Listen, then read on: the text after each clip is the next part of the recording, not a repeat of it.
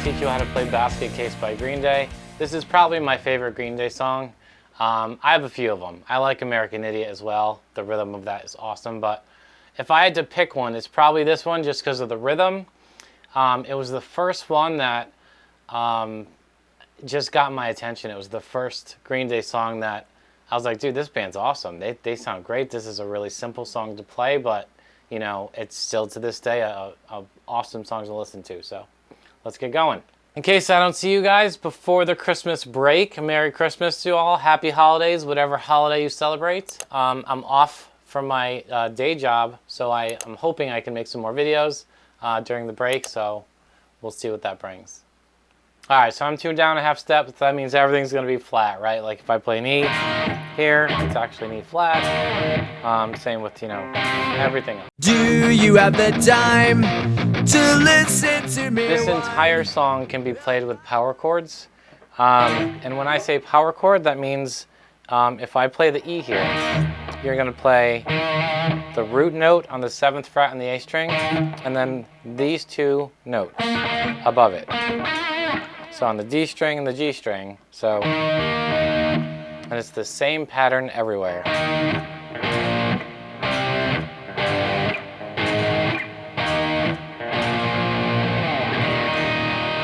So the chords are an E flat, all power chords, E flat, B flat, C minor, G minor, A flat.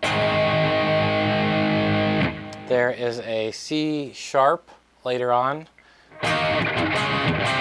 You know, that part that goes. And that's it for the chords. So let's get into this. Do you have the time to listen to me whine? So the song starts out with just these chords going.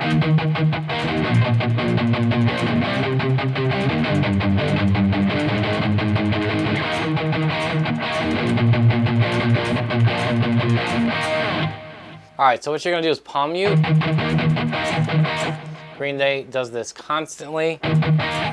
When they strum, you know, the chord, they're actually not muting. So they let off for a second, hit the chord, and then mute immediately again. It's like this bounce you have to get used to.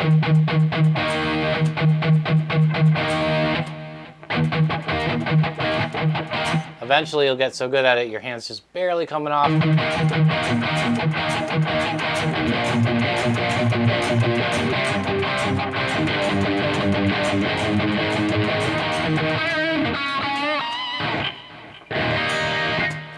Alright, so we start on an E flat to a B flat to the C minor to the G minor, A flat, back to the E flat, and then back to the B flat. So that is the main rhythm for the entire song. You're gonna go.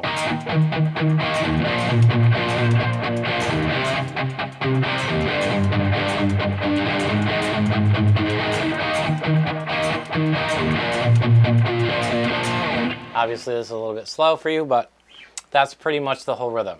So that's the first verse. Sometimes I give myself the creeps. Chorus starts on an A flat, goes up to the B flat, and then to the E flat. So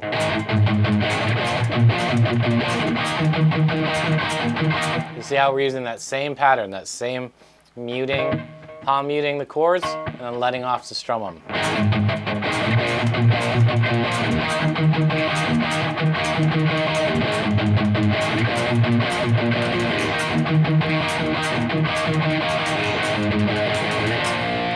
Now this is where it changes. It goes.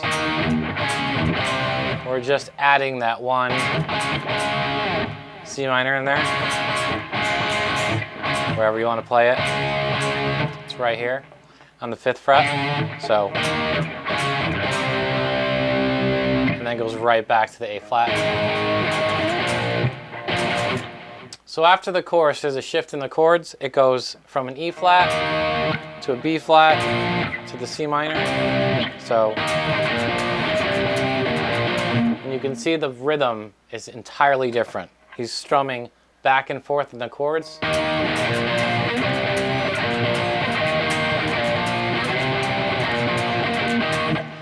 All I can tell you to practice that is really listen to the recording. There's two strums that he's not playing anything. He's just doing it for rhythm, and he's lifting his hands off the strings to get that sound. So it goes.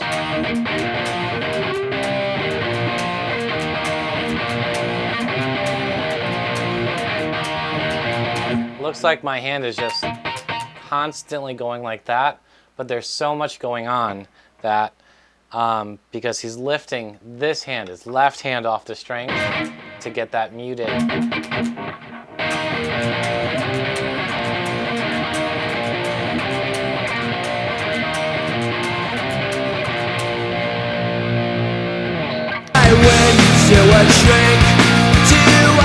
we're on to verse 2. Verse 2 is exactly the same as verse 1, except there's no muting. It's just all.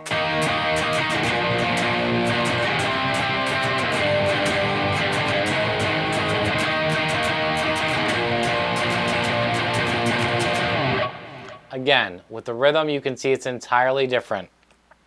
Really goes along with the rhythm section of the band, the drum and the bass. You gotta listen to the recording the way he does it. I'm gonna play it really slow, and you can pick up, the mic should be able to pick up the strums. I want you to really listen to how I'm doing this. I'm gonna play it slower.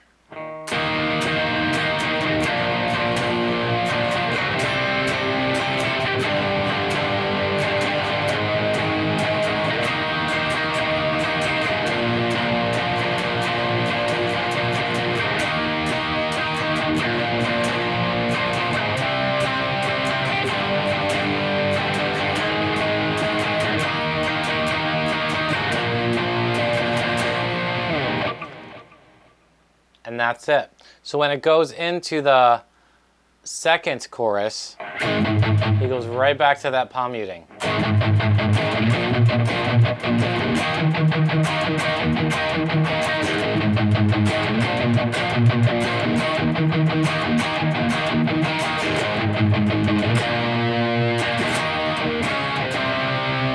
Right? Exact same thing again.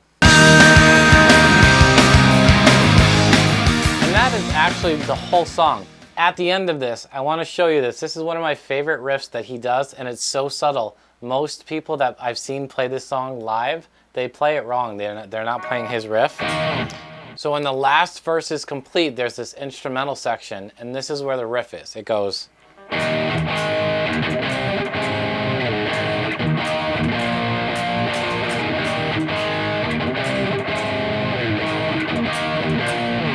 So what we're doing there is we're grabbing the 6th fret on the D string and the 7th fret on the A string. And then we're just barring the 7th. So we're going. I find it's easier to slide your hand because then it just gets you into a better position for that transition. So instead of going, it's up to you. Either way works. Now, you want to play this open E as well. So we're not just playing these two notes, we're playing this open E as well. The next chord, we're up on the 9th fret. We're playing a power chord, but we're going to add that 12th fret on the A string. And the rest of it just goes from an A flat to the E flat to the B flat. So if I do the whole riff slow,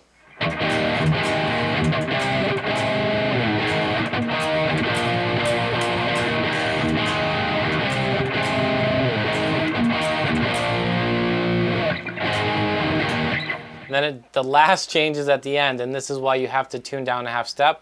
Because the song is all power chords, you technically don't need to change the tuning, except this last part, he goes to a regular E down here. And the only way to get low enough to do that is if you're tuned down a half step. So from the A flat to a low E down here, to the B flat.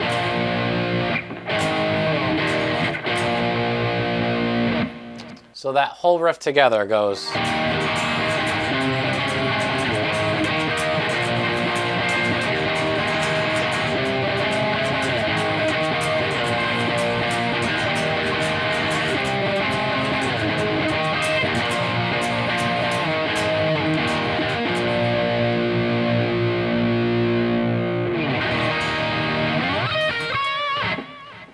And that's how the song ends. Thanks so much for watching, guys. Like and subscribe if you haven't already. Smash that bell so you're notified when I make new content. Until I see you again, keep rocking.